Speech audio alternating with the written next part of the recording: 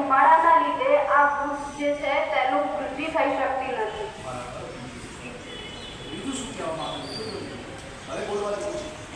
તેને બચાવવા માટે થોડું પ્રયત્ન કરવો જોઈએ.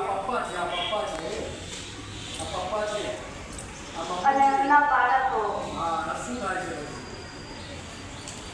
એક વ્યક્તિના વ્યસનના કારણે તેમના પરિવારનો વિકાસ થઈ શકતો નથી.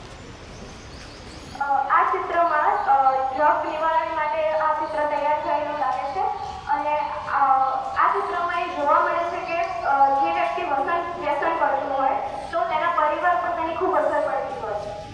અને જે વ્યક્તિ વ્યસન તો કરે છે તો તેને સમજમાં નથી પડતી, પરંતુ તેના પરિવાર ઉપર તેની અસર પડે છે, તેની ખરાબ અસર પડતી હોય છે.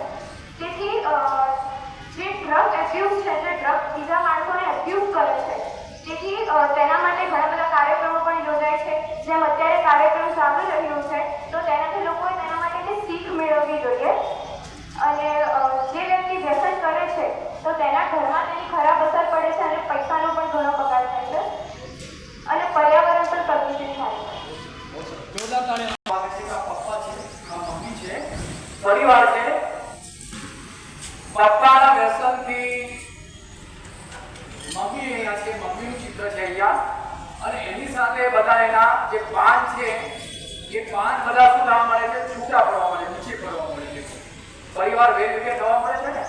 એક વ્યસનના કારણે શું થાય છે? આખો પરિવાર વેરવિખેર થઈ જાય છે. ખ્યાલ આવ્યો ને? એક નાનો વ્યસન છે એ આખા પરિવારને વેરવિખેર કરી નાખે છે. એટલે આજના તબક્કે બહુ સુંદર મજાનો કાર્યક્રમ છે. આજે આપણે ઘરે જઈશું, મમ્મી પપ્પા જે કંઈ વ્યસન કરતા હોય તો આપણે એમને રિક્વેસ્ટ કરીશું અને એમને મનાવવા માટે પ્રયત્ન કરીશું. ઘણી બધી વાતો છે, ઘણો બધો સમય થશે.